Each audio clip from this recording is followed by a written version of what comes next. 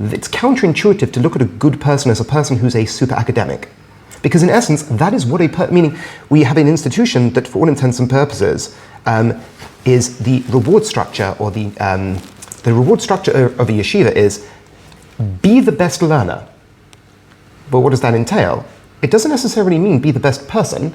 If I encourage a yeshiva through the incentive structures that I develop, that the biggest masmid is the best person, or if your daughter's dating and you say, oh, he's an amazing, top of the yeshiva, he could be a very unkind individual. But he's first on Seder, he makes sure he has the best chavrusas, and in which case this person's the perfect Jew for all intents and purposes, which means someone who is very academically attuned and a bit socially awkward. Now, that is a very dangerous incentive structure that we've built. Where life takes a spin. Join the fun, let the talk begin. Hello and welcome to Hakol Sababa. Today we have my friend Rabbi Simi Lerner, who is a teacher and a bit of an electrician, but we're not going to go too much into the electrical business today. I always like, when I welcome a new guest onto the show, to ask for a bit of a backstory, give all of our listeners some sort of idea of who you are, where you come from, and how you got to what you're doing now. So, okay. First of all, it's a pleasure to be here. I appreciate the opportunity. Right now I teach in different institutions in Israel and online, primarily Jewish philosophy. That's where my affinity, my interest, and my excitement lies. I suppose the way that came about is because I was in a yeshiva. I was born in London. I came to yeshiva, went after high school, and I kind of enjoyed learning to a certain extent, but it didn't grab me. And then I went out of yeshiva, became an electrician, because I was interested in the independence that being an electrician gives you. It's clean, and thank God it pays well. And then I came back to yeshiva and did that part-time and worked part-time back in Israel. And I got a license in Israel as well. I then got introduced to Jewish philosophy. What I mean by that is I got introduced to the intellectual, curious, I would say, adventurous side of Jewish thought, where ideas would grab me and I would get excited about different thinkers from the tradition that I'd never been opened up to. As far as I was concerned, the idea of Jewish philosophy was Derech Hashem. Not that that's not interesting, but that's that was my gateway, by the way. Interesting. So that never grabbed me. It was the more esoteric tradition is a little bit more dogmatic, less. There's less of the curious exploratory spirit I found. Then when I found the thinkers like Rabbi Yehuda Halevi, the Rambam, even Rav Hirsch, the idea of ideas being exciting grabbed me. And that's when I started moving more towards education. I got married, I got enamored with these thinkers, and my wife Rivka, and we have 4 children now, but Rivka was very much in a similar sort of world in terms of excited about ideas, amongst other things we shared, and we got excited about the idea of going to teach. So we went to the UK to teach for 3 years for the JLE. We left Israel and we told them we are only coming for 3 years. Not like we would get latched onto it, because everybody joked that if you go to the UK or you go abroad, you'll get stuck there. It wasn't really the case for us, because there's always the joke Rak L'Shana. Exactly, but it's such an interesting conversation about the dangers of going to chinuch or rabbonos in Chutz La'aretz, because you get trapped into an interesting, not because of any nefarious reasons, but you get trapped into a system where your entire life is being provided for by the organization at a level that goes way beyond what you're actually worth in the marketplace. Meaning a rabbi in central London is going to be paid to have a house, his kids in schools, all those sort of things, which amounts to quite a high salary. But what is your job? You're an educator. Thereby, if you leave that organization and you go to the job service and say, I'm an educator, what's my salary going to be? They'll laugh at you at what you got. So there's a danger there. But the idea of coming back to Eretz Yisrael, Rivka is a programmer, as well as a teacher now in the seminary. We teach in the same seminaries. And I'm an electrician, so we had the means to continue making a living out here. So if the education opportunities didn't rise up, we had what to fall back on. So we went to the UK, which was an absolute pleasure. The JLE was an unbelievable experience, and I still have thank God, a great relationship with them now. And I went around universities in the UK giving talks, literally all of them. It was a lot of fun. We lived in central London, and we travelled I travelled all across the country. Rivka stayed mainly in Golders Green, giving talks. And then we came back to Eretz Yisrael, and I, thank God, was offered opportunities to teach both in Eretz Yisrael, but also online. So that's where the teaching side of my life emerged. Right. And you also do a lot of stuff in Tel Aviv. Right. So that was the once again when we came back to Israel, we were offered a position to be part of an organization in Tel Aviv, which is known as Inspire Tel Aviv, which inspired Tel Aviv, where right now we go once a week during the week to teach and once a month for Shabbos. And we engage with students, young professionals, primarily now more Masa students who are here for a couple of months. And Masa is birthright. Yes, that's not exactly it. There's lots of different, whenever there's a big organization. That's right. That has, Taglit is birthright, Masa is something else. They're all involved, and we engage with all of them. We were just there for Pesach, where we had 40 students for a Seder night. I was there last week, where I gave a talk on Holocaust denial, which was a lot of fun, especially the podcasting world. It's a relevant topic now. And then in different yeshivas and seminaries, I teach Rav Hirsch, Kuzari, Nach. That's my educational experience, if you will. Right. And I think what really made me very excited to bring you onto this program today was when last week over Shabbos you casually dropped that you were doing a podcast with Rav Adlerstein. And I said, what? Tell me about this podcast. And it's called Two Jews, Three Opinions. I'll put a link to that in the... Two Rabbis, Three Opinions. Sorry, Two Rabbis, Three Opinions. Yes. Okay, sorry. Okay, glad you corrected me. You don't want to send them in the wrong direction. But I'll put it in a link to this podcast in the comments of this show because I've had my first opportunity to listen to it on Friday while I was out on a long run.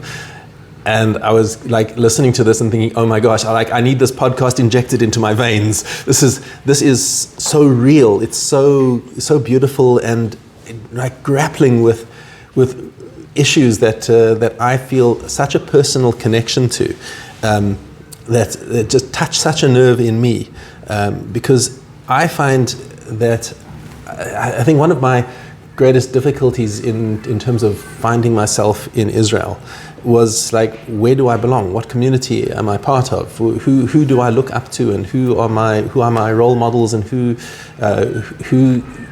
sets an example of what I should be?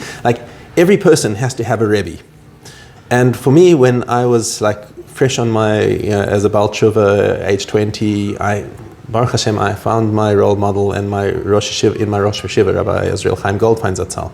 He was the Rosh Hashiva of Johannesburg, for those who are unaware. And he was just the most unbelievable mensch. For me, it's I can't comment on whether somebody's a Talmid Chacham. Everyone else said he was the greatest Eloi of one of the greatest Elohim of the generation, and he was like a Talmid of the Maharal. If you ever needed somebody who knew Maharal, they said Rabbi Goldfein was the one person of our generation who had the Maharal just down pat. But also in terms of his personal example, I just saw somebody who was yashar, who had a holistic view of everything. Who was I heard you talking about the vertical and the horizontal, right? I don't know if you remember yourself saying that, but I heard that and I thought, okay, I'm not sure I would have used exactly that imagery, but it works. It works that he has a vertical of somebody who is totally immersed in Torah, and yet is on the horizontal who can see the world and who's got the breadth of understanding of how to relate to the outside world, which in South Africa is very largely secular, or traditional secular, but nonetheless doesn't have that sort of intensity of commitment to Torah that you would find more in Fruma communities, I've said it before on my podcast, but it's worth repeating, that before I made Aliyah, I literally did not know that there was such a thing as a split between Dati Lomi and Haredi. If you take a look at the people who were in the Yeshiva Gadol of Johannesburg and the graduates of that yeshiva, there's such a wide variety of people who've come out there, people who've gone on to become Roshei Kollel and who are considered nowadays among the rising stars of the generation in terms of Torah, who are absolutely Torah so umna so stark and learning and are still huge mentions. And you have people who've gone like Dati Leumi, who are very strong pro-Israel and go and send their children to the army and are committed, but everyone is living a Torah lifestyle according to their own flavor, and we just never had politics in the yeshiva. And one of Rabbi Goldfein's famous quotes was like, "I'm a Rosh Yeshiva, I'm not a Rosh Machaneh. I'm not in any camp. I'm just interested in Torah." And one of the most sort of iconic decisions that the Rosh Yeshiva made, which just seemed totally normal to everyone else at the time, was that on Yom HaAtzmaut, which is coming up this week, the yeshiva did not have an official davening. The Rosh Yeshiva just said, "I don't want to get involved in this. I don't want there to be any machlokes about say Hallel, say Tachnun, whatever you want. Go and find your own minyan wherever you feel comfortable davening, and then come back for morning seder." And it was just a non-issue. Nobody argued about it. Nobody said, "Oh, which minyan are you going to?" It's just, okay, you go to your whatever minyan you want, you come back, and it was just normal. And I came to Israel and found myself in like, whoa, what the heck is this? These people are going at each other and like, I don't relate to this, I don't relate to that, and I'm like, is this normal? And Baruch Hashem, I found a Rav Haber who's holding in that space of deep commitment to Torah, but yet has that sort of menschliche way that South Africans, I'm sure you've realized, are very much about menschkeit. And it's just, that's one of the things that I just have to see in my role model, in my Rebbe.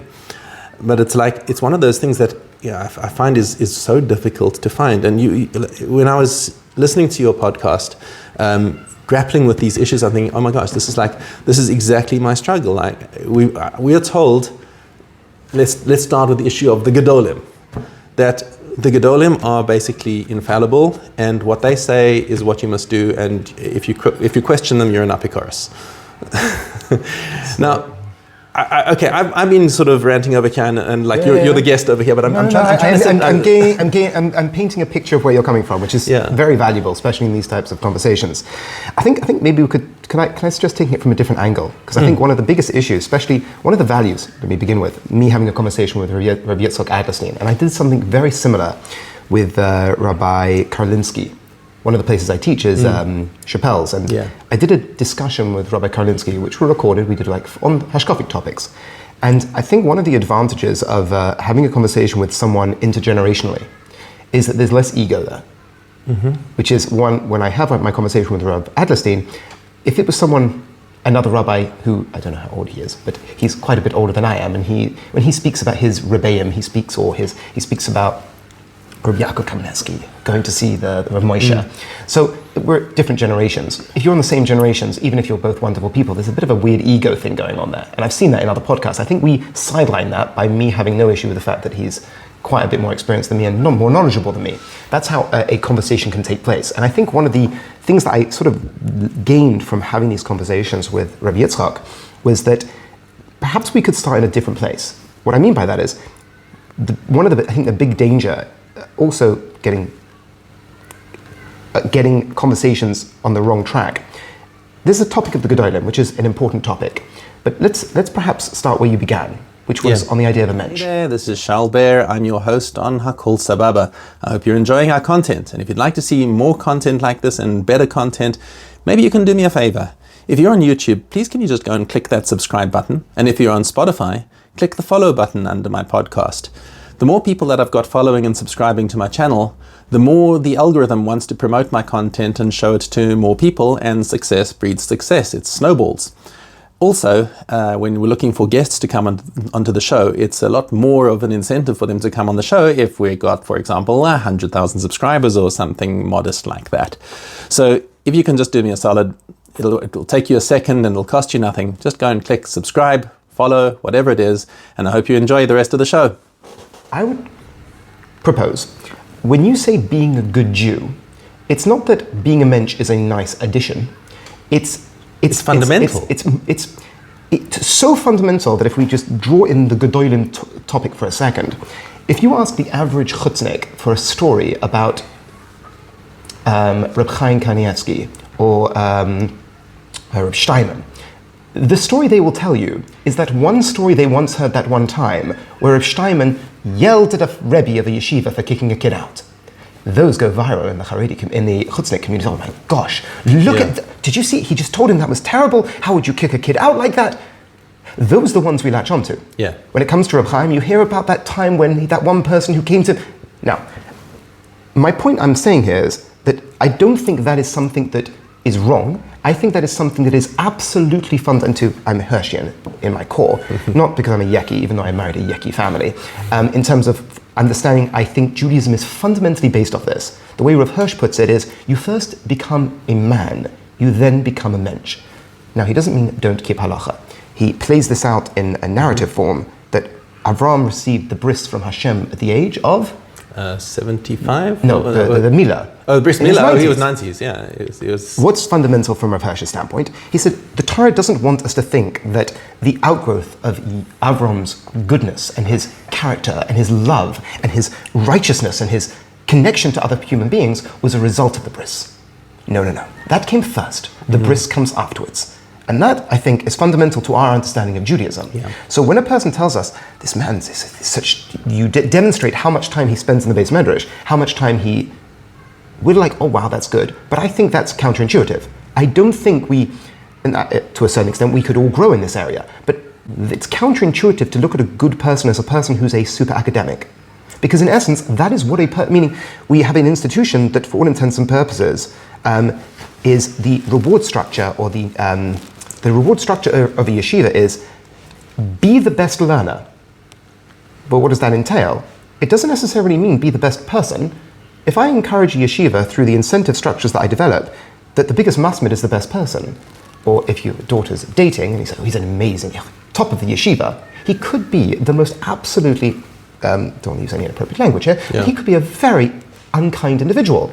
But he's first on Seder, he makes sure he has the best chavrusas, and in which case this person's the perfect Jew for all intents and purposes, which means someone who is very academically attuned and a bit socially awkward. Now, that is a very dangerous incentive structure that we've built. Now, in the I can't speak for the Israeli world, because also remember the manners and the conduct are going to be a little bit different there as well. So that's why I'm saying to talk about that directly, about this person or that person, can sometimes be unhelpful, but to build our own hashkafa, build our own philosophy of life, and if you say, well, that person doesn't fit into that, we have a value gap. Now, you may say, from your point of view, it makes complete sense. For example, you'll have certain, especially now within the war and the army and the struggle Eretz Yisrael is going through now, and the need for achdus in a certain way. You, me, most of Americans take that as an obvious thing, like completely obvious, like so obvious that it would be absurd to say something else. And then when you hear there are individuals within the Orthodox world, within the Israeli sector, who look at that as being like, no, that's not my issue. That's not my concern. Yeah. And even more that, it's so not my concern that to even speak in the language of empathy may make my students think it is a concern, and they may in their mind have very good reasons for this. But for our world, that is such a gap in terms of values that it's like we're not necessarily, well, I mean, obviously we're talking about the same religion here, but you've gone so far with that sort of language. You might be able to explain it down the road, but the language you're using now, I don't recognize my religion anymore. And with all the Torah, with all the things which are, as I said, we can all grow in many areas. And I suppose the struggle with the chutznik mind is to perhaps grow on the importance of Talmud Torah, but living it in a way that perhaps we don't. That might be something we can grow on. But the Israeli Haredi world has an area to grow as well. And I think the fact that when we have a conversation on the level of values, it allows us to say, okay, what are we? And does that fit in or does that not fit in? And thereby, does that make sense? Yeah, it's exactly, and that's the thing, is that I think we're finding that our values are literally at odds, and that we all have the same, on paper we're saying, yeah, we all have the same thing. We want to serve Hashem, we want to be good Jews and everything, but our concept of what is a good Jew is so different that sometimes I look at Israeli Haredi culture, and I feel like this is not my religion. I don't know if that's kind of what you were saying. I'll give you another example. There's I don't want to say names, but there are certain rabbis within the Kiruv world perhaps that are very, they call them very harif. Yeah. meaning they use very extreme language, heavily mystically based about demons chasing you, all this sort of really nasty stuff. I have a few of those in my mind, yep. So people bring, my students sometimes who have a taste for this, or some of my students who have a bit more of a radical bone in their body and are attracted to this, will sometimes challenge me. And they said, well, he brings sources. He brings sources for his worldview. So the way I respond is, and allow our listeners to go find these type of people, I said, the way this individual describes Judaism wasn't the way I was described Judaism when I accepted Judaism. Now, I was always religious, but at a certain point in my life, Judaism as a system spoke to me. I don't think Judaism is just, we happen to have a Shulchan Aruch. No, I think it is the highest value. It is a value structure that I think in all senses is the pinnacle of my hierarchy. I think in some way, even if you're not Jewish, we're on the same journey if you're aiming for the highest point. So when a person says to me, well, look at this rabbi, he's describing Judaism in such a way, maybe he's right, maybe you're wrong, and maybe it's just your Western cultural fluff that is, maybe that's really it. And I say, well, if that's really it, and I was proposed that being Judaism, I would think it's my moral obligation to rebel against such a God. If his demon God is really real, it would be my moral obligation in the pursuit of the highest goal to reject such a thing, to protest such a thing. And that takes people by surprise because they think, well, truth means you have sources for it. I'm just like, no, whether he does or doesn't, that's not my point. My point is the way you're describing Judaism is an evil cult, and I wouldn't want to be part of that. So now we're getting into the question of like, what is your yardstick for measuring morality? And it's like everyone comes with their own yardstick. Like if one of your mystical rabbis comes and says, look, here are my sources. This is, Mina Shamayim. It comes from heaven, and God told us what morality is. We have to sublimate our own desires and feelings and whatever, and say, look, what I feel is immaterial. I need to go with what God says is right, and forget about it. It's like take it to the extreme and say Akedas Yitzchak. Right. Avraham knew that child sacrifice is the most abhorrent, disgusting thing ever. And honestly, it leaves me with a lot of questions. The fact that Avram was willing to go along with this instead of protesting it. I'm not going to go reject anything, but I have a lot of questions about the Akedah itself, because was Avram right to go along with it? Okay, he got a clear and vivid vision from God to say, okay, you have to go and take your son and sacrifice him. Okay, so will these our mystical friends will say, okay, you got to do what Avram did. You don't believe it's right? It's too bad. You need to push down your own internal feeling of what your subjective morality is, and submit to the Torah's objective morality. Right. So there's a number of problems with that, in the sense that, first of all, from the example of Akedas Yitzchak, you're right. That is probably the hardest part of the Torah. Because you have a father willing to kill his own son. In a weird way, in a modern context, we do bris milah. You cut your child. Yeah. People say, what's the hardest thing in Judaism? I say, yes, bris milah. Absolutely. I've done it 4 times, and every time. And yet everyone does it with such simcha. Right. It's crazy. Yeah? But my point being, it's not. It shouldn't, in the same way, the story of Avraham is not supposed to be an easy story. It's supposed to be an Akedah moment. And how many of those moments are there in the Torah? 1. And the commentaries discuss it. Meaning nobody takes it as a given. It was called a test because it was a test.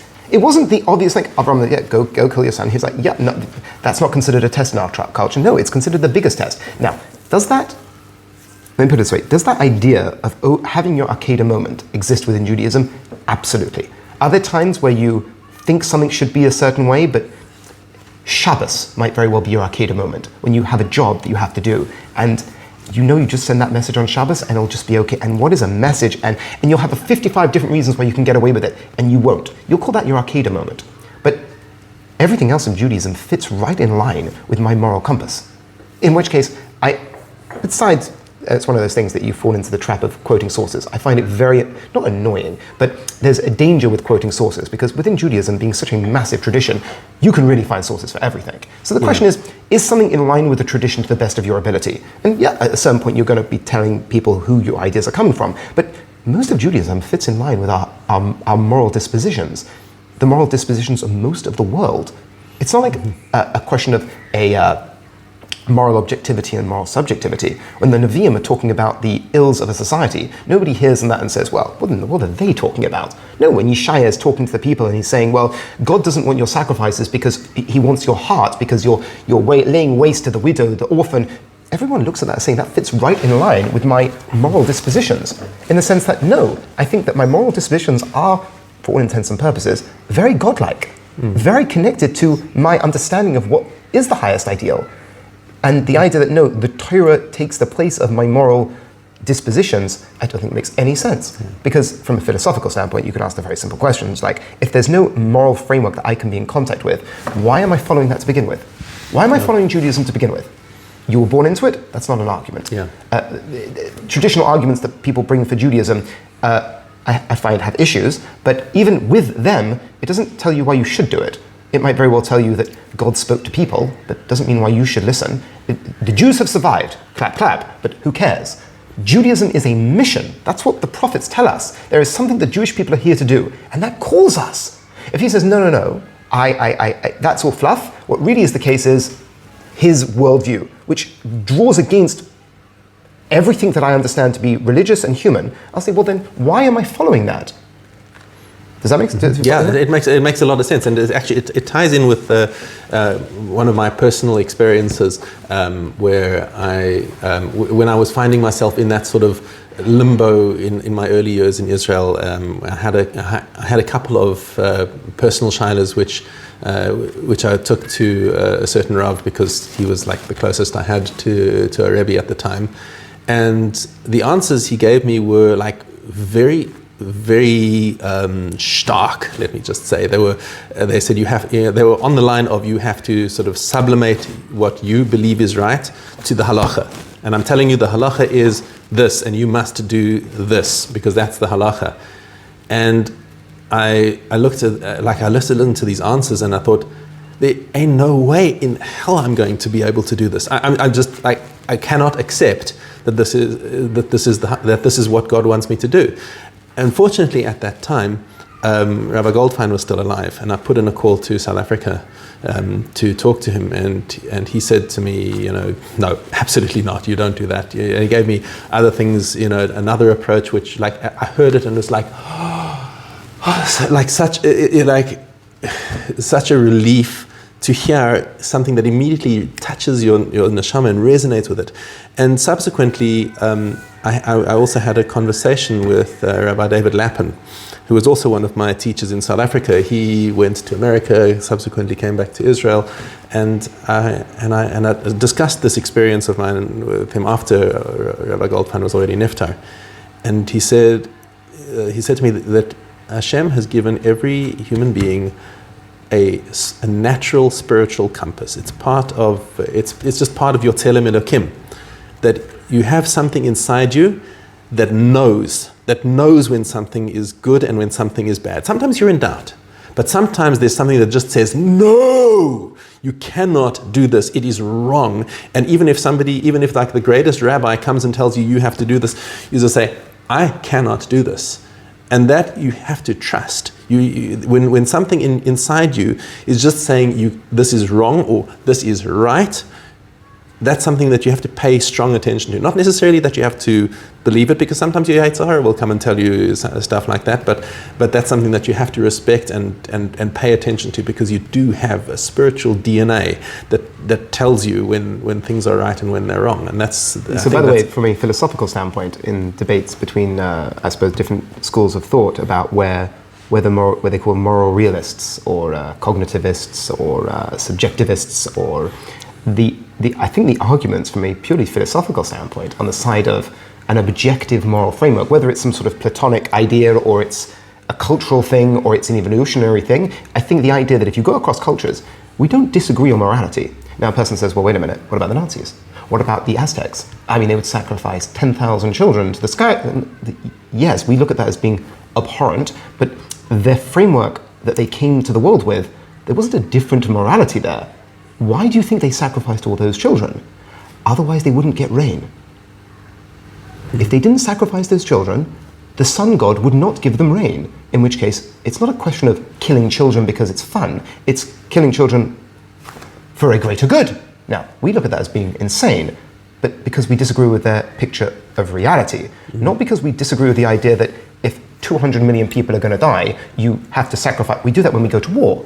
Right. The idea of sacrificing our children that we have to do right now is because it's in the service of a greater good. It's always dangerous when you make in the service of a greater good arguments, but they're part of the moral framework. When the Nazis said the Jews are evil and we have to get rid of them, they didn't say, listen, the Jews are great, but we're going to kill every one of them. They said, no, the Jews are cockroaches. The Jews are a virus. What do you do to a virus? Everyone agrees you destroy a virus. Everyone uses the pre-existing moral framework. Now, there's some gray areas, but in general, wherever you are across the world, nobody thinks it's good to torture small children for fun. That's the example philosophers give. Why small children? Because it's disgusting. For fun, because that blocks off any external other reason why you might have to do it. It's not do it to save humanity. It's not do it to prevent other sex. It's just for fun. That moral statement, you will never find a human being who'll say, as a psychopath, yes. And thereby the idea of that internal moral intuition being like as an indicator, or a sociologist called a indicator of transcendence, as being part of us, we pay a lot of attention to that. Because if you uproot that, then you become a very dangerous tool in the hands of someone who might be bad. Now, does that mean there are times within the Torah where it'll say something, destroy Amalek? It's a good one. Sorry, destroy what? Amalek. Oh, yes. Eradicate Amalek. Everyone. That's tricky because, I mean... Yeah, somebody tells you, this little baby over here, this baby is Amalek. I can prove it to you. Technically speaking, not. Technically speaking, you would actually have to offer them peace in a context of war. From the point of view of the Rambam. You would have to offer them peace, and if they reject peace, meaning they reject the 7 Noahide laws, but without going into the technicalities of it, the point I want to mention is that our commentators look at that as a real question.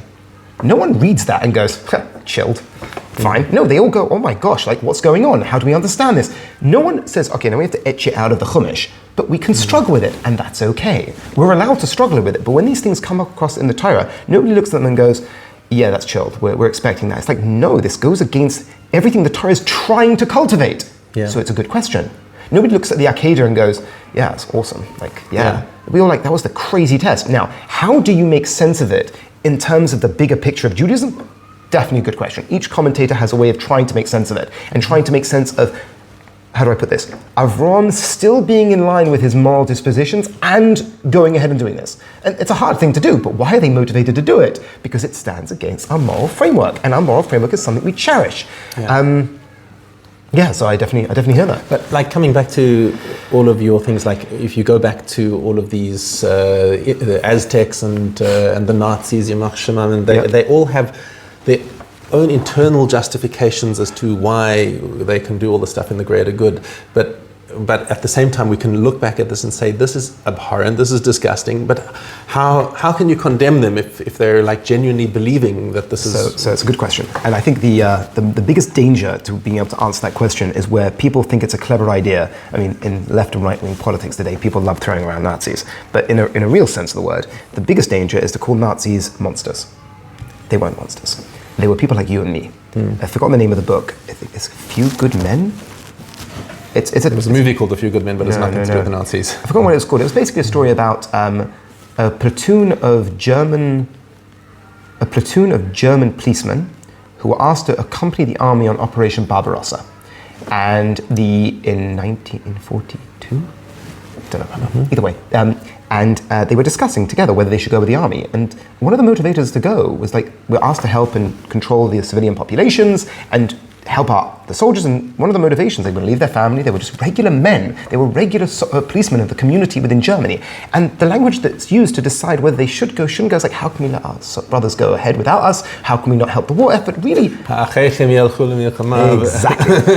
But the story plays out how you have these good men shooting pregnant women in the back of the head. Now, what happened from there to there? Now, that is what every person should be able to look at. When you look in the mirror, you say, look, if it could happen to them, it could happen to me. Now, that doesn't mean I say, well, morality is completely subjective. It's like, no, there's something that took a person from here to there, and the language that was used along the way plays a big part of it. Their context and their situation plays a part of it. But I think the the way to say that I can protect myself against this, and here's what I'd say, not Jewish supremacy or Jewish exceptionalism. The idea that if you're hopefully a good Jew in any denomination, you're working on your ethics as part of your life. What I mean by that is, why do I think that hopefully, I would be more protected in making this jump? Hopefully. I don't want to say definitely because I don't know, but hopefully is because part of my life is working on my character. Actively. I learn Musa. Now, if a person says they learn Musa, they are at least saying they take part of their life and they set it aside for moral development, to the cultivation of character. There are secular philosophers and secular thinkers who also do that. But most people in the world don't. Your average fellow is obsessed with politics, not personal moral development. You go to a random person in the street in Utah and say, how long did you spend choosing what you were going to wear today? They'll tell you how long. How long doing your hair? They'll tell you. How long developing your character? They'll think you're a weirdo. What a strange question to ask. That's a danger.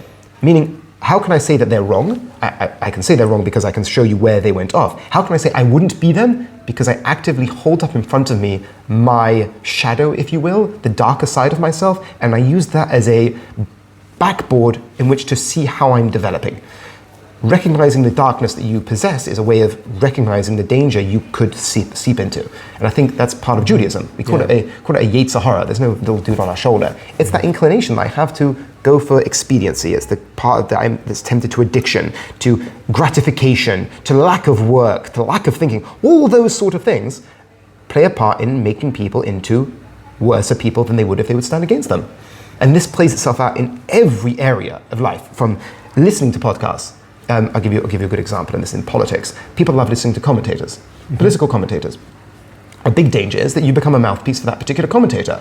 You don't have to think, you don't have to develop, you just hear what he says. He or she talks in a way that you like, so you become a mouthpiece for them, which means you didn't have to work on your... So I say to my students at times when they tell me their opinion in politics, I say, which is the left-wing commentator you listen to? And they're like, oh, they're all stupid. I say, do you really think so? I want you to go away. I want you to find for me a political commentator who's on the left, who you think is wrong, but impressive. Listen to him, and I tell them, it will be hard to listen to them. It will be painful to listen to them, but listen to them.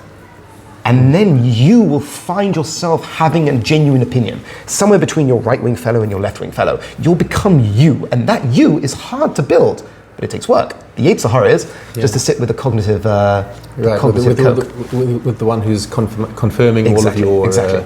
They call it confirmation porn. Because it's just the instant gratification with no work. And they're just spewing into your ears things that his person will say, but what did he say wrong? It's like, I might agree with what he's saying, but it's not because he's just saying it, it's because hopefully I'm coming at it from a different angle, that I'm not just falling down the river of what I want to be the case. I suppose that's one way of protecting against it. Right, so actively exposing yourself to views that you disagree with. Yeah. That is a big challenge, and I'll admit that in myself. You were busy talking there, I'm thinking like, okay, who could I answer for that one? The trick is that you found me out. It's not something, by the way, it's not something that people think about very often, but I think it's like, take the Israeli-Palestine conflict, right? Not that you should sit and listen to Al Jazeera, but there are people who speak on Al Jazeera who make me very uncomfortable, because some of the things they say, I have to go look up. I have to hear what they have to say. I'm like, what's going on here? Now, if you spend all your time that, well, then you'll lose your identity. Yeah. You have to recognize where you are, and Al Jazeera is a bad example. Don't go to Al Jazeera. There are plenty of thoughtful people who are anti-Israel who are thought through about it. Let's take a good, I don't know how wide we can take this conversation, but recently on Joe Rogan there was Dave Smith had a conversation with Douglas Murray. And Douglas Murray, I listened to that one, Douglas Murray, I think, did a terrible job. Yeah, as a matter of fact, I agree with you. So, I mean, I love him, and he made a couple of very good points, but I was listening to all of the open goals that he missed. Yes. It's an interesting point that I think the conversation with someone specifically like Dave Smith, if your listeners can go check him out, the guy's a Jewish fellow, and he's very empathetic. Excellent. Too empathetic. But I know, suicidal empathy, as Gadsad would put it. So I would. The way I'd put it is that any conversation with someone like Dave Smith and you trying to defend the Israeli-Palestinian conflict is doomed to fail definitionally. Why? Because the response from someone like Dave Smith, and this opinion that I'm saying now, you might disagree with. I'd love to hear your thoughts on it. The idea that someone like Dave Smith will say, like, why are you killing kids? And Why are you what? Why are you killing kids? It's like, have you stopped beating your wife? Right. So, but if you think about that idea, are children dying in Gaza? Absolutely. Is that tragic? Absolutely. Then just stop. Yeah. Not goals. Just at least for the next 10 minutes, stop. And you're like, no, I can't. Well, then you're a monster. And what makes you sound more like a monster is when you start getting technical with me, talking about conventions, knocking on the... Just stop. If it was anyone else, if it was your kid, you wouldn't want them to stop. Now, the answer is, you're right. But there's one component that you're missing. We're at war. Now, if you want to take a peaceful perspective, an existence within America where things are good, and then try and transport that onto our situation here, where we are in Israel, we are surrounded by people who literally want nothing more than to destroy Israel. Forget about for political reasons, just the embarrassment of Israel, by the way. By the way, it's an interesting thought. Yeah. From the point of view of Islam. Yeah, it's an absolute stain. We're in Dar al-Islam. We're in the land that was once dominated by Islam, and we've taken it over. And we're surrounded by basically toilets of oil, and that's it. And it's an absolute embarrassment. And the Jew is here. Recognize where they must be coming from. Yeah. But we are surrounded by all of that, and that is the world we're in. We were then invaded. It didn't start October 7th. Honestly, that's almost beside the point. We were invaded, you took our people. We will get them back and we will destroy you. Now, if they had returned the hostages 2 days later, would that have changed the situation? Probably. But you have our people. In which case, we are at war and we have war goals. In which case, within our context, we have to attack. We have to do our best as a moral army to try and mitigate civilian casualties. Are civilians non-combatant? Without getting into that, we all know when the child getting hurt, that is a bad thing. In which case, we have to do our best to mitigate that, but just to mitigate that. You don't get to hide behind a civilian and then you get immunity. Yeah. That's our reality. To stand over there and say, but just stop. Anything that I say within this context sounds completely heartless and completely disconnected. So that's not a good answer to what we should do in a situation. But I think that's a good situation. While listening to someone like Dave Smith, I appreciate his perspective. His argument is really all the other facts that he brings. His argument is very simple. Best not. Just stop. Just stop. And that argument. But it's a vacuous argument because it doesn't propose an alternative. It just says you're killing children. Stop. It doesn't say what should Israel do in order to rescue its hostages, in order to achieve a long-term peace. Just don't kill. Don't kill children. Just don't kill children, but it doesn't answer any questions, and it's a pacifist. It's a pacifist position, which is. And if I come at the world with that position, and I'm having a chat with someone like Joe Rogan, and then I see what the Jews are doing, it's like, yeah, kind of looks like a bit of a genocide. I mean, look, did you see those pictures?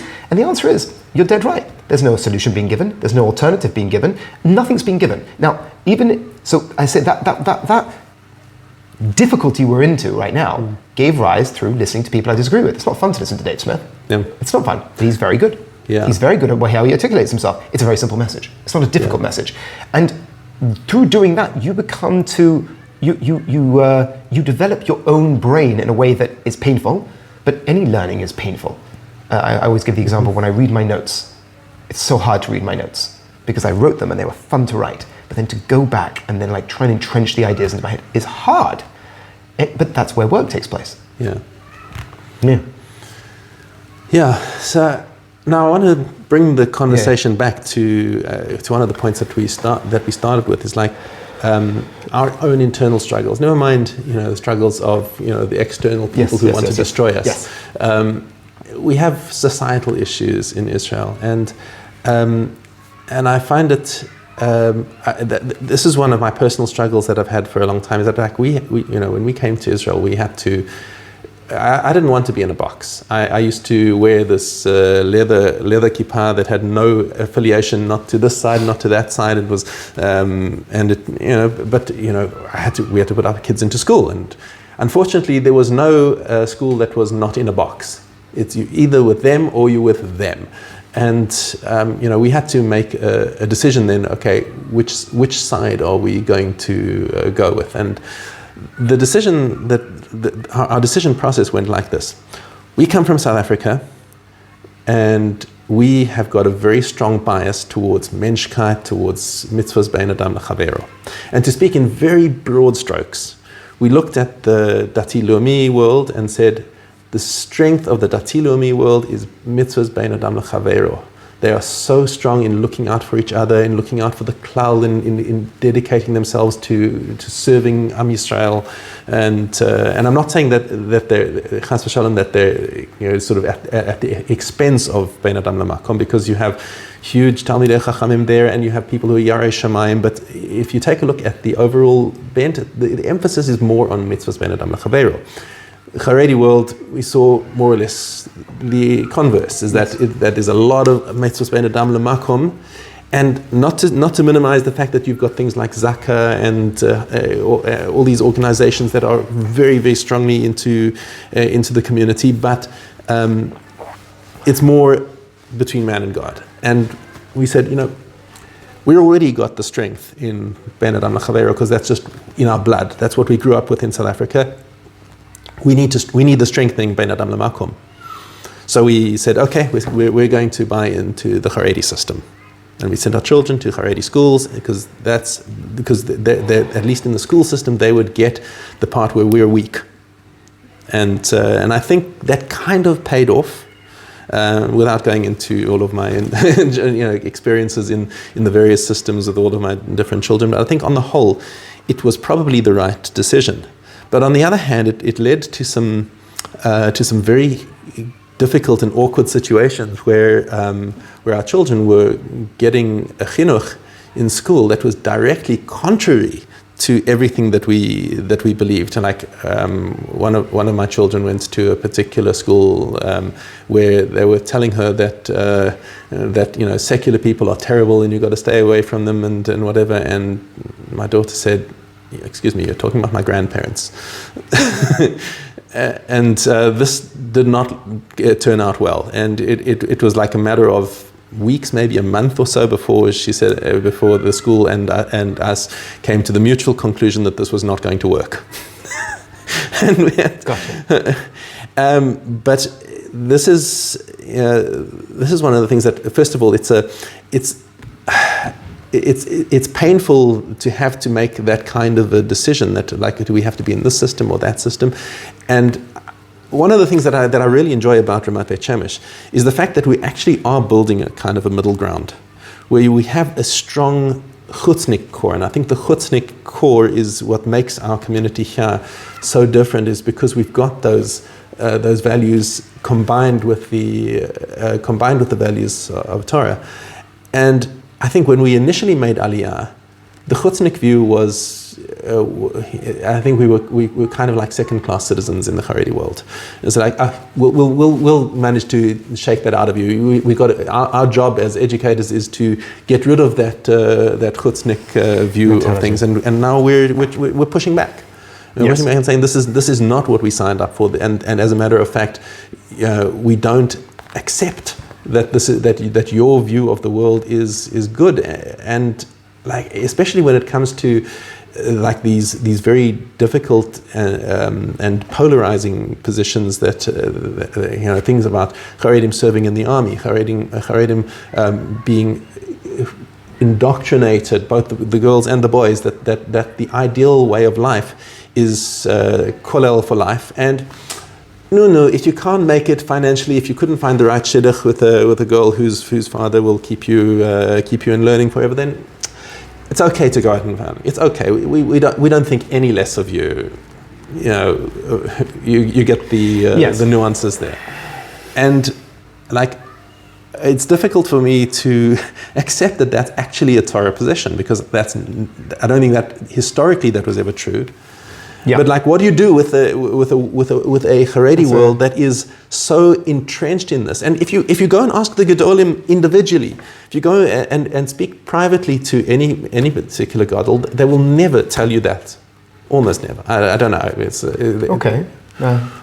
So who's running the show? So it's an interesting. Can we take a bathroom break for a second? Yes, that's a great idea. We're back. Okay, so the question I think was answered once quite well by, I think it was Rabbi Zeb Leth. Now, wherever he sits on that sort of balance, he once said there'll be a point where there's a critical mass of people looking at the world in a certain way, where you become your own identity. And I think the reason why I think that's started to happen, I always tell people that it's very easy for people like me, coming 5 years ago at this point from England, to come like, things are great, we work things out. Yeah, because I'm standing on the shoulders of work people like you did. So I do recognize that. But right now, I think two factors have a part to play in that. First of all, the shift, or in the change of the system of Gedolim in the Haredi world. What I mean by that is, now I'm saying this with all due respect because I don't understand all the systems and I'm not one to make any sort of criticisms of someone else's system. That being said, the previous generation of Gedolei Yisrael had a very, very heavy impact on the average mind of the Chutznik. For example, you would say to a person, Reb Chaim said something. Now, a person would have no idea or have ever read anything or even seen Reb Chaim, but it had a certain aura, a weight to it, where even if it didn't make sense to you, you would probably have respected it or accepted it. This was my experience in speaking to people. It would be miracle stories. It would be, and I'm choosing those not to, God forbid, question his acumen in Torah, but the stories that people spread weren't about the fact that he wrote a Pirush on Yerushalmi. It would be all these magical stories that people would say about him, and he would say this, and then they would do that, and these are the stories that permeated the Chutznik world. It grabbed the imagination of the average Chutznik. Specifically Reb Chaim, far more than Reb Steinman. As I said, Reb Steinman, the stories that would go about would be the more moral stories that would go about him, not his Pirush on Shas. Why am I saying that? And a person can say, well, I did know. Okay, shkoyach, slow clap. I'm talking about schmoozing to people in general. That aura left with the passing of that world. The new world is the world of the Roshei Yeshivas in different institutions. They don't hold the same psychological grip on the Chutznik world. People can say, yes, they do. Shtuyot. They don't.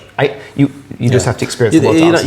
You don't have these miracle stories about. But more than that, you don't have the sort of thing like if a person says Rev Landau said this, he might be a very wise individual, but nobody's going to say that I'm going to now change my experience based off what Rev Landau has said. I'll go ask my Rav.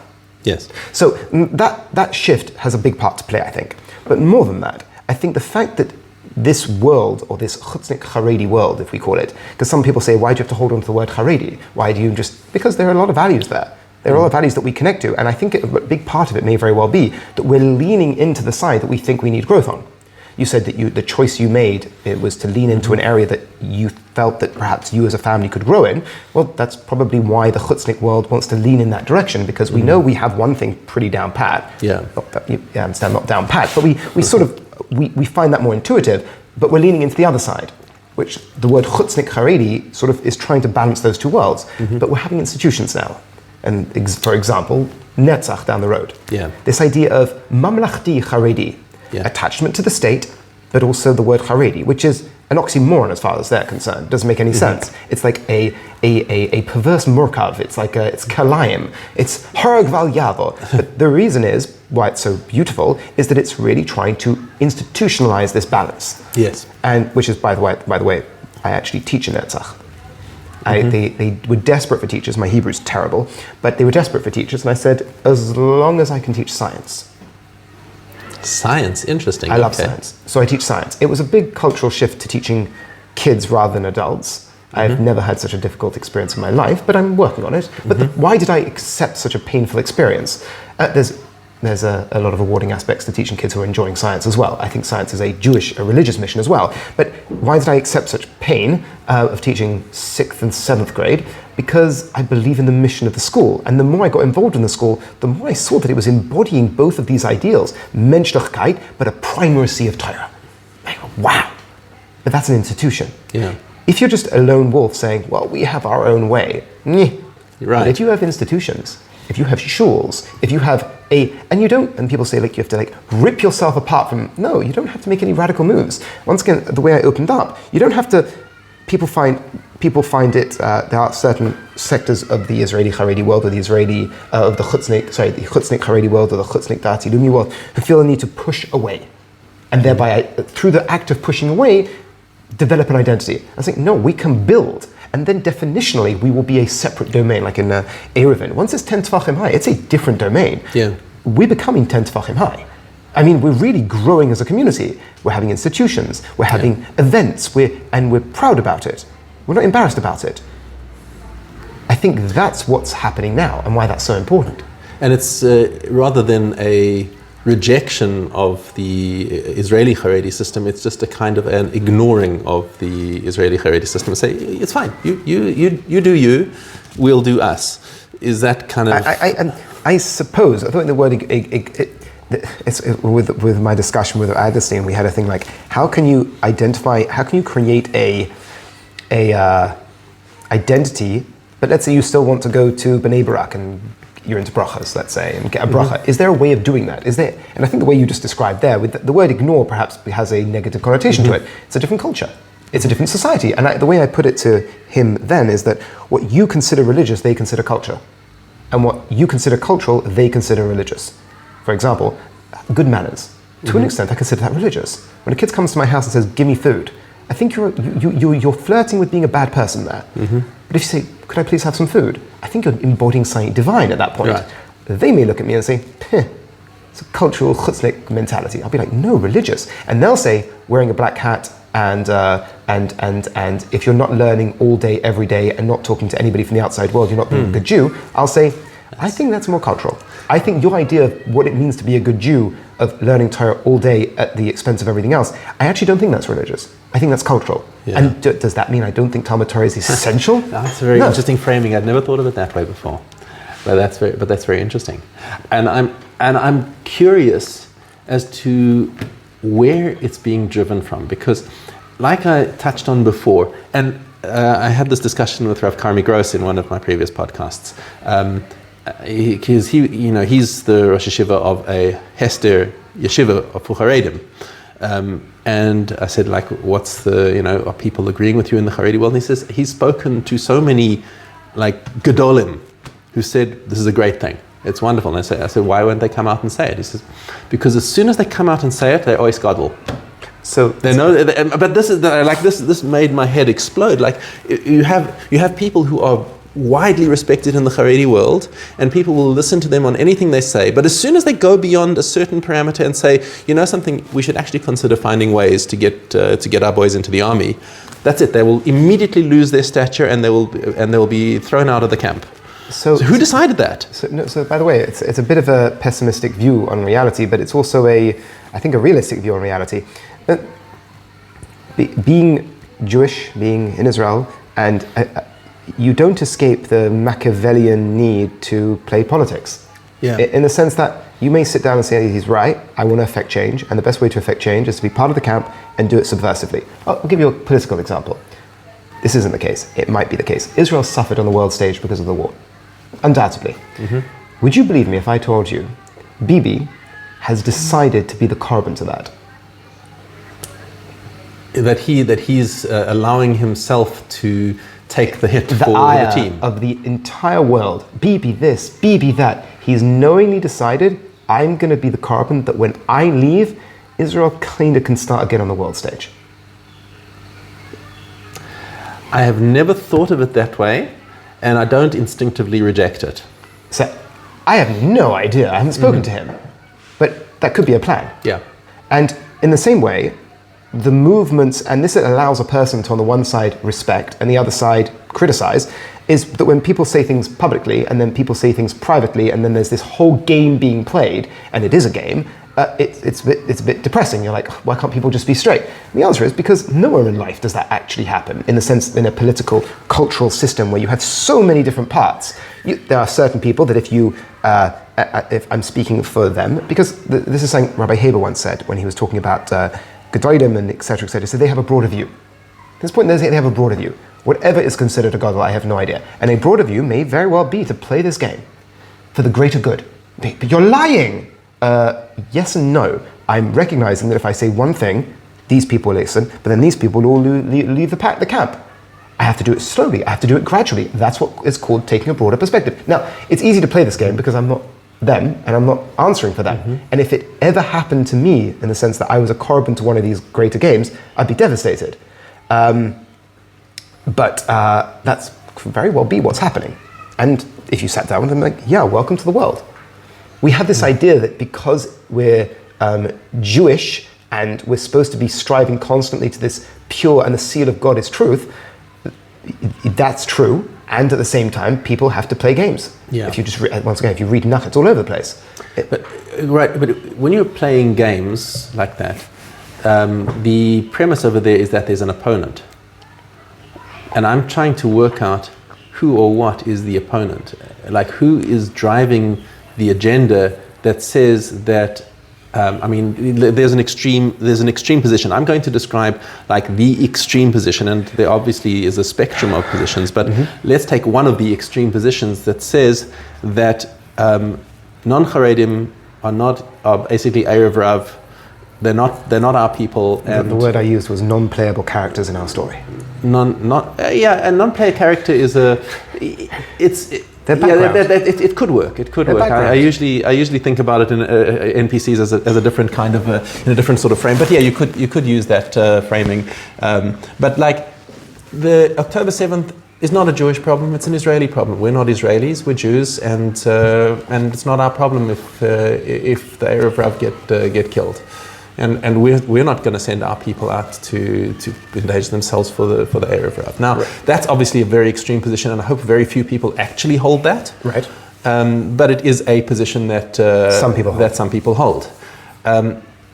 And you could say that that's the opposition, but somewhere in between is a spectrum, and I don't know how much of it how much of it is actually that position of people are trying to circle the wagons and make sure that the shtetl stays intact and our people don't leave, and chas v'shalom discover that people outside the shtetl are actually like decent, normal human beings who are also yarei shamayim, and even if they're not yarei shamayim, that they're part of our people, and we have an obligation to care for and look out for them, even if they're not doing mitzvahs the way we want them to do mitzvahs. Who is this opposition, and how? What is the game, and what is the long-term play that's going to? So it's the answer is there'll be different people along. Let's say if we take the most extreme position that you mentioned, the more extreme a position is, the more likely it is that the people who hold that position actually hold that position, because they're not trying to pretend to anybody. They often, the most extreme ends of the bell curve actually believe that. Yeah. Now, when it comes to the middle of the bell curve, where most people are, even though you'll have people publicly espousing one thing and privately espousing another thing, whether I agree that they should do that or shouldn't do that, to take something as very simple, they need votes in Knesset. Because if they don't have votes in Knesset, they haven't got a say. And if they don't have a say, they don't get money. And if they don't get money, all the institutions fall apart. So how do I retain my people voting for me, but also changing enough that the winds of the rest of the culture don't completely flatten me? Because that's the situation of the Israeli Haredi world in the Knesset right now. The entire ire of the entire country is against them. And if they buckle, well, they also lose their voting base. Yeah. Well, I mean, you tell me the incentives, I'll tell you the behavior. Yes. What's going to happen is that your politicians are going to go to the extremes. They're going to come to their base and say, look out, the bad guys are coming for you. They're going to take away your culture. They're going to force you to assimilate. They're coming for your children. They're coming for you, and like whip up this frenzy so that everyone's terrified. They have to circle the wagons and vote for us. Otherwise, the worst possible scenario is going to. Interesting. I'm not sure. I think, for example, there's one of my a relative of mine who's in this world is worried. He's worried he won't be able to get a driving license.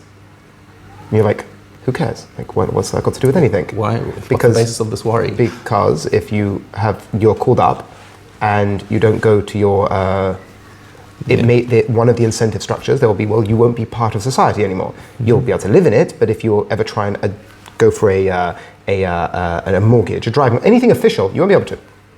And in which case, then I'm putting as you said, I'm putting incentives for you to change. Now, that is a heavy burden to ask a lot of people to take. The way I phrased it to this fellow I was chatting to is that your generation may very well be the korban, that the next generation will see what happened to you and then they'll change. That's if the government as it is, and the Haredi world isn't a majority of the country. Right. That's, by the way, that's one of the things that's driving the fear of the rest of the country. If you have a small group of people who look at themselves as isolationists, within you, it's like a hostile group within your society, which is the language some people are using. You can't accept that. In which case, you have to do all you can to circle it and get it to either assimilate or change or adopt a different worldview. That, I think, is the enemy, if you will. But I think the reaction of the Haredi world isn't going to be to circle the camp. I don't think it will be. That is what the politicians are doing. The politicians are becoming more and more entrenched in their refusal to make any compromises towards the rest of the country. But at the same time, programs are opening up. Yeah, so that's the thing, is that the grassroots is changing, and people are voting with their feet over there. So as long, and I think it can only work as long as it's happening quietly, because as soon as you have idiot politicians from the non-Haredi camp who get up and say we've got to force the Haredim to whatever, that's exactly what the politicians on the Haredi side want, because then they can say, look, these people are coming for you. Or not, meaning that's one narrative we can put on them. The other narrative is that no, they're kind of hoping that this continues to happen as it happens. Meaning, the question is there we all play this game. There is they call it an esoteric narrative and a hidden narrative. There's one narrative that's explicit and there's another narrative that is hidden. The question is this part of the hidden narrative? The narrative that we want change to take place, we're going to stay where we are, but you'll see around us things changing. Don't draw attention to it, don't make a big deal, and you'll see change will happen, but at the same time we will hold our staunch positions, but you can clearly see things changing. Is that part of the story? Well, I don't know. So if you're gonna make that as a proposition, it's like diametrically opposed to the view that I'm saying over here. And you got to make a test and say how is it going to show up differently if I'm right or if you're right. So that's in a weird way you'll never know. It's not a hypothesis that can be tested, because we're talking about people's narratives. You could find an example, but it's like a conspiracy theory in a way. It can always fit in. It's not a testable theory. It's not like if they come out against a particular program, and I think it's like the Chashmanayim, it's like a very, yeah, that's right. If someone draws it and then that changes, is that part of the narrative or not part of the narrative? The thing about a narrative, it can always shift. In the sense that I don't think you can have an example where you would be able to, it's like, as I said, like a conspiracy theory. But like normally we go by Occam's razor, okay? And if, for example, the head of the major Litvak political party turns up at an event where they're singing, Hashilton Kofrim Einanu Makirim, and he's up there dancing and singing with them, that sends, according to the most simple pshat over there, it sends the message that that's exactly what he believes. And you could say the other one. And yes, you could. You could say that there is some sort of Machiavellian thinking that he is trying to pace and lead, and he's trying to say, I'm one of you, but let me help you to steer you gently in that direction. But then you'd actually have to see some action from his part that's showing that he is pacing and leading and trying to pull the extremes towards the center. And he could claim that if you see anything on my part, I failed. If you can see something on my part, then I'm not doing a good enough job. My point is not I'm trying to defend it. Yeah. I have no idea. From the external standpoint, you're absolutely correct. You have to treat people as they're acting. You don't treat people as you would like them to be acting, or the philosophy you would like to impose on them. My point is, if you wanted to go with this narrative, you could. Now, from the point of view of the external, the point of view of the government and how you, me, and people we know vote, no, we vote on how people act, 100%. In terms of action, you act not in terms of your hypotheses but in terms of your connection to them as other people. That's a charitable narrative you can give. But I mean, again, there's a much easier way. If somebody wants to shift the conversation into a more moderate direction, there's a much easier way than being Machiavellian. It's where you say, okay, let's sit down and have good faith discussions with the other side. Sit down and say, we have our list of demands. Here is our list of demands of what, and make it outrageous. Make it, this is, these are, come with like a really highball offer and say, okay, if in order for us to be willing to send some of our children to the army, we will send no more than 10% of our boys into the army, and it must be complete separation of the sexes, and you must give time for this, and you must for davening and for learning, and never have to look at a woman, and never have to actually come with outrageous demands. And let the other side come in with a counter offer. So the reason it's an interesting game, an interesting discussion in the sense that how would I respond to that if I was sitting on that side of the fence? But it's very easy. I've got 50 or 60 years of people being brought up in a system to live in poverty and struggle in the name of an ideology that I'm about to sacrifice. I don't think they'll be okay with that. Simple. So who's going to be okay with what? Every person who's living below the poverty line, and I don't want to say locations wise. I know of a fellow who's in Cairo who an American fellow actually, but he was brought up in the Israeli Haredi world. He wakes up in the morning to go to a Nate's kollel, goes to a morning kollel, goes to an afternoon kollel, and then goes to a night kollel. He has 2 hours at home with his kids the rest of the time he's in kollel. He sleeps a lot of the time, and he's making a living. Each kollel gives him 1,000 shekel a month. So he walks away with 4,000 or 3,500 shekel a month, plus his 600 shekel that he gets from the government or whatever it is. Okay. I don't know how many people are doing that, but it's a lot of them.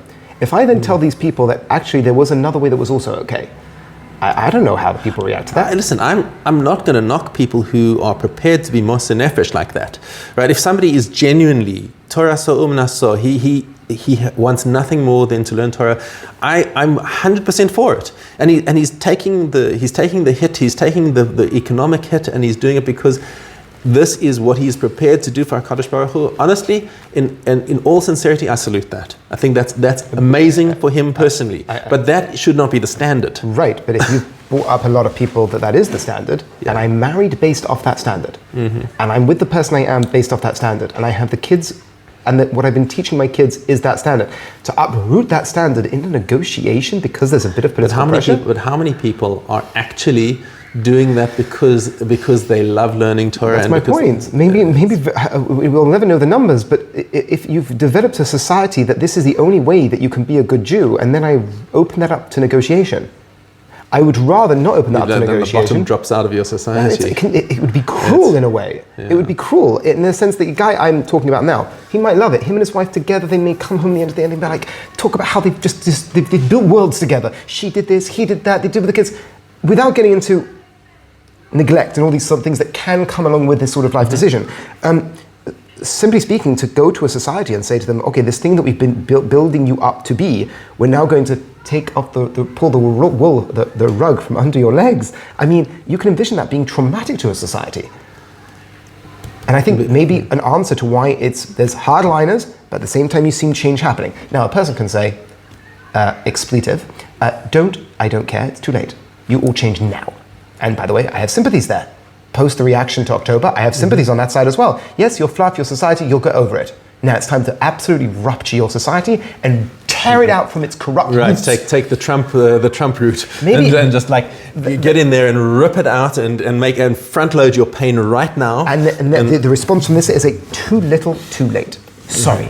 And Rabbi Adlerstein is very much in the view that if post-October 7th you would have seen movements, you would have seen Bochrim going to shivers, you would have seen them joining the flag marches, you would have seen anything. Yeah. But there was none of that. It was just almost, unfortunately, by a lot of areas, a bizarre arrogance that tore at the heart of the Israeli culture. And then from that side, it's too little, too late. And I think that too little, too late, not only from the secular world, but also from the Dati Leumi world. And the American world, I think. Yeah. I think it's coming from every side. Which question is, how does the Israeli Haredi world deal with this new challenge? Either through complete hardlining or frontal hardlining, but at the same time, change is allowed to take place. Yeah. I don't know, it's a scary world. And as you say, from the Chutznik Haredi world, it's we feel like observers in that. When a person comes to me, I tried to do shlav, whatever it was, but my Hebrew was too bad. But in the sense that the movement that's happening in terms of the Chutznik world is that we feel part of the story. We feel part of the story to the absolute nth degree. And the example I brought from to Rabbi Adlerstein in one of a scenario is that you'll have a father, a son who will be in a very Haredi top yeshiva. So proud of my son. He's in the top yeshiva of the world. Beautiful. And you show off to all your friends in Brooklyn. And he's a big gevir. And on Shabbos day, he brings his son home, and Pesach, his son comes home, and the Seder night is taking place, and he's telling his children about Yair, who was on the border during October 7th, and he was defending, and he was talking about the heroism and the sacrifice people took place, and he's saying how that we're going to now say a Mishaberach for that person, because he was the name that I chose at the time, and he was a soldier, and the father's with passion in the family, and then the son comes to the father after the meal and says, "You don't actually believe any of that, do you?" And the father's like, "What are you talking about? You said that just for the kids. That's not what we believe. That's not the correct hashkafa. The reason why it didn't go any further was because I was learning Baba Basra." And the father dies a bit inside. Because what in the world is going on here? That is so counter to his way of looking at the world that I give money to I think that narrative is also coming from the Chutznik world. So it's a very difficult position for the Israeli Haredi world to be in right now. And how they're going to deal with it is, time will tell, I suppose. But it could either be this external narrative of just complete, or a more subtle narrative that's taking place underneath it. Yeah. Scary world. It's a scary world. And I think one of the things that I'm just seeing as a common thread in almost everything that we've been talking about today is that having a sort of a humility about your own approach to life, that being a willingness to hear musar from outside, to hear that when somebody says to you, what your point of view may have a few flaws in it, and like instead of putting up those defenses, say, okay, tell me more. Let's hear about this. I think, by the way, the key point that you mentioned there, also besides the others, the idea of humility, which is something I always strive to, because I have Rebbeim in all different camps. I have in the Gush, I have in the Haredi, and I have them sitting on my shoulders to try and hopefully give me a bit of balance. Even if I think I've got the best idea in the world, I can temper it with humility, but at the same time respect for people who aren't part. I don't share the culture with them, so I can call out bad behavior, but a philosophy and a way of life and a decision that people are making, I can critique or I can question, but I don't have to do it with blasé insults and arrogance, and I think you lose your own character when you do that, but also you're not useful. You can't talk to people. Yeah, and that's one of the things that I've been saying for a long time, is that the most difficult type of lifestyle is to be in the middle, is to be a moderate, because if you're on the extreme, everything's easy. You just say no to everything or say yes to everything, and you just like toe your party line and do everything according to whatever, and you don't have to listen to anybody else. When you're looking for, Torah is about a life of balance, and Rambam is like full of that. It's like about finding that if you find yourself going a bit to the right, you need to double correct to the left, and so that you can straighten yourself out. And it's a constant struggle. And the other thing is that I have a little joke that if you're going to be in the middle, you've got to be in the extreme middle. The extreme middle. You can't just be in the middle because you're sort of ambivalent or you don't care. The middle has to be a worldview. It's got to be a worldview. You've got to actually strongly believe in being in the middle, in looking actively for balance and rejecting those sort of extreme temptations views. of the side. So to give you a good idea that Rav Hirsch develops on this, when he speaks about respect for your elders in Charev, he speaks about the importance of respect for your elders, that recognize you're standing on other people's shoulders, and a recognition and a value of potential that someone, even if they're just old, that they developed, and wisdom was developed through experience, and virtue comes from that. And he says the Torah doesn't incidentally put it just after Oiv and Yedoni. A soothsayer. A soothsayer just tells you what to do. A soothsayer just tells you and you do it. And you ask the spirits, and the spirits tells you what to do. You don't use your mind, you don't develop. And the Torah describes it as impurity. And for Rav Hirsch, impurity isn't a noxious mystical element. For him, it's a concept of a lack of active freedom, a lack of active work. You go to your oracle, they'll tell you what to do. You go to your soothsayer, they'll tell you the future. A Jew has to struggle, a Jew has to work. And if you find yourself slipping too much into the oracle side, you're not doing any work. It's like going to the Rebbe and asking what color should I paint my house. Correct. There's a lack of moral freedom, and that's impurity as far as Rav Hirsch is concerned. It's that descent to death in a way, the descent to determinism. And as a Jew, we're pulling against that constantly. As Rabbi Sachs calls it, it's a muscle you have to work on. And if you don't work on that muscle, it'll atrophy. Yeah, the free will muscle, and in terms of secular and non-Jewish philosopher Stephen Covey also says that free will is the space between stimulus and response.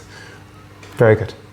Very good. And I think, I don't know if it was Covey himself or somebody else who described free will as a muscle that you have to exercise, otherwise it atrophies. Yeah. So you have this, you have these people, like the secular philosophers who debunk this whole thing of free will, say there's no such thing as free will. It's just molecules in motion.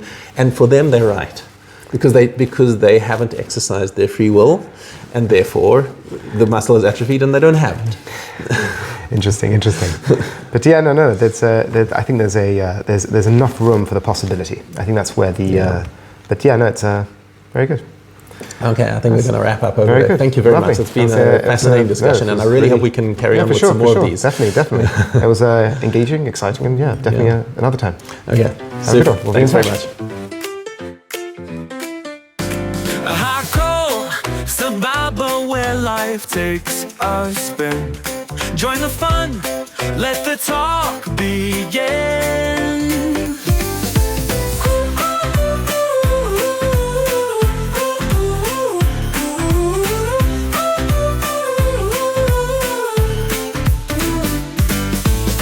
Hakol Sababa, where life takes a spin.